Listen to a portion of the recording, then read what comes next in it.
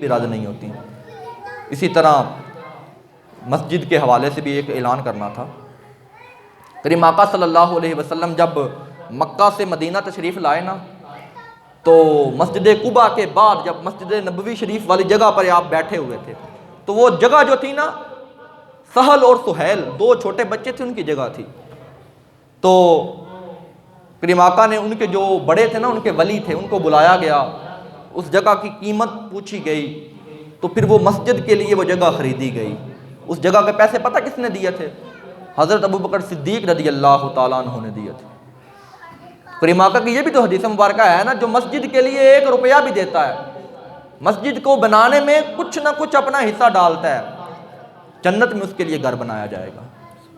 وہاں پہ یہ نہیں ہے کہ پوری مسجد بنائی تو اب اس کے لیے جنت میں گھر ہے، نہیں، ایک اینٹ بھی، روایات میں تو میں نے یہ پڑھا ہے، چڑیا سے بھی چھوٹا گھر اگر بنایا ہے، اور اس گھر میں بھی اگر ایک ذرے جتنا کسی نے اپنا حصہ ملایا ہے، اس کے لیے جنت میں ایک گھر بنایا جائے گا۔ اور جو وہ گھر ہوگا وہ اتنا نہیں ہوگا، وہ عالی شان ہوگا۔ جو روایت تھی اس میں باقاعدہ یہ الفاظ تھے کہ جو گھر تم بنا رہے ہو اگرچہ وہ چھوٹا ہے، لیکن جو وہاں پہ جنت میں تمہارا گھر ہوگا وہ عالی شان ہوگا۔ حضرت ابوبکر صدیق رضی اللہ تعالیٰ عنہ جب بھی کریم آقا صلی اللہ علیہ وسلم کہتے ہیں نا کہ دین میں اس چیز کی ضرورت پڑ گئی ہے، دین اسلام کو مال کی ضرورت پڑ گئی ہے، حضرت ابوبکر صدیق رضی اللہ تعالیٰ عنہ کیا کرتے؟ گھر کا سارا مال لے آتے کریم آقا کی بارگاہ میں۔ فرمایا ابوبکر گھر میں کچھ چھوڑ کے آئے ہو؟ فرمایا اللہ اور اس کا رسول چھوڑ کے آیا ہوں۔ ان کا یہ توکل تھا، ان کا یہ یقین تھا کہ جب اللہ اور اس کے رسول کے ساتھ ہم دوستی کر لیں گے، اللہ اور اس کے رسول کے ساتھ لگ جائیں گے، پھر دنیا کی پرواہ نہیں ہے ہمیں۔ حضرت عمر فاروق رضی اللہ تعالیٰ عنہ جب مقابلے کے لیے حضرت ابوبکر صدیق سے زیادہ مال لانے کی کوشش کی، تو آپ نے گھر کا آدھا مال لے کے کریم آقا کی بارگاہ میں آ گئے۔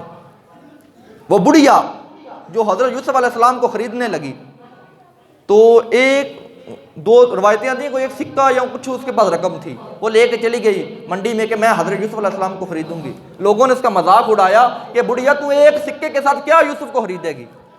تو وہ کہنے لگی مجھے پتہ ہے میں خرید نہیں سکتی، لیکن یہ ایک سکہ جو میں لے کے آئی ہوں، میں یوسف کے خریداروں میں تو شامل ہو جاؤں گی نا۔ قیامت کے دن جب اللہ فرمائے گا کہ یوسف کے خریدار کھڑے ہو جائیں تو ان میں تو میرا نام آ جائے گا نا۔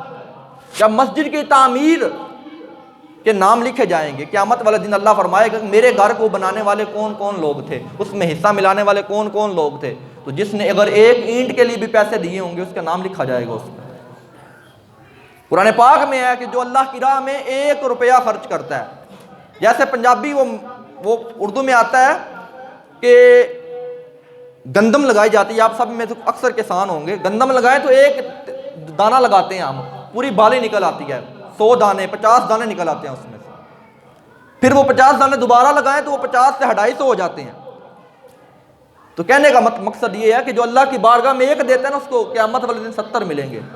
اور جو مسجد بنانا یہ تو اتنا عظیم عمل ہے کہ جب تک لوگ نماز پڑھتے رہیں گے آپ کے لیے صدقہ جاریہ ہے، آپ کو اس کا ثواب ملتا رہے گا۔ اور اگر آپ یہ چاہتے ہیں کہ میں اپنے بڑوں کو، اپنے دادا، اپنے والد صاحب جو فوت ہو چکے ہیں، ان کو ایصال ثواب کرنا چاہتا ہوں، تو آپ کیا کریں گے؟ ان کے ایصال ثواب کے لیے اگر مسجد میں کچھ رقم دیں گے تو آپ کو بھی ثواب ملے گا، آپ کے والدین کو بھی ثواب ملے گا۔ تو یہ مقصد آیات حدیث مبارکہ بیان کرنے کا مقصد یہ ہے کہ مسجد کے لیے جگہ خریدی گئی ہے، تقریباً 5 لاکھ روپے کی وہ جگہ خریدی گئی ہے، اور اس کا عنقریب اس کی مہلت ہے، اس کی مدت ہے جب پیسے جمع کروانے ہیں وہاں پہ۔ تو آپ سب سے یہی گزارش ہے کہ مسجد کے کاموں میں بڑھ چڑھ کے حصہ لینا چاہیے۔ جیسے ہم سوٹ 5000 سے کم والا نہیں نا پہنتے، جب ہم کھانا اچھے سے اچھے ریسٹورنٹ میں جا کر چھوٹا کھاتے ہیں نا، جو 3000 روپے کا ملتا ہے ہمیں وہاں پہ 1 کلو، ہم کہتے ہیں کہ اچھے سے اچھا ہم نے کھانا ہے، اچھے سے اچھا ہم نے پہننا ہے، جو ہمارے نیچے گاڑی ہوگی وہ ہونڈا سیوک ہوگی، اس سے چھوٹی نہیں ہوگی، اچھے سے ایسا موبائل ہمارے پاس ہو جو 2.5-3 لاکھ سے کم نہ ہو، گھڑی ہم نے وہ پہنی ہے جو سب سے مہنگی ہو، برانڈڈ ہو۔ تو یہ جو اللہ کا گھر ہے یہ بھی محلے والے جو ہوتے ہیں انہیں پہ، مسلمانوں پہ ہے کہ وہ گھر کو بنائیں، اس کے معاملات کو چلائیں۔ تو 5 لاکھ روپے کی وہ زمین خریدی گئی ہے، اس کے لیے آپ سب بھائیوں سے یہی گزارش ہے کہ ثواب کی نیت سے، صدقہ جاریہ کی نیت سے، اپنے بڑوں پر ایصال ثواب کرنے کی نیت سے جتنا ہو سکے اس میں اپنا حصہ ملائیں۔ یہ 5000 روپیہ آپ نے دیا ہے ظفر صاحب نے، اور 1000 روپیہ انکل واجد صاحب نے. باقی بھی اگر کوئی اعلان کروانا چاہتا ہے، کوئی دینا چاہتا ہے، ماشاءاللہ یہ انکل عنایت صاحب ہیں، انہوں نے 50,000 روپے کا اعلان کروایا ہے. اور بھی کوئی بھائی اگر اعلان کروانا چاہتا ہے تو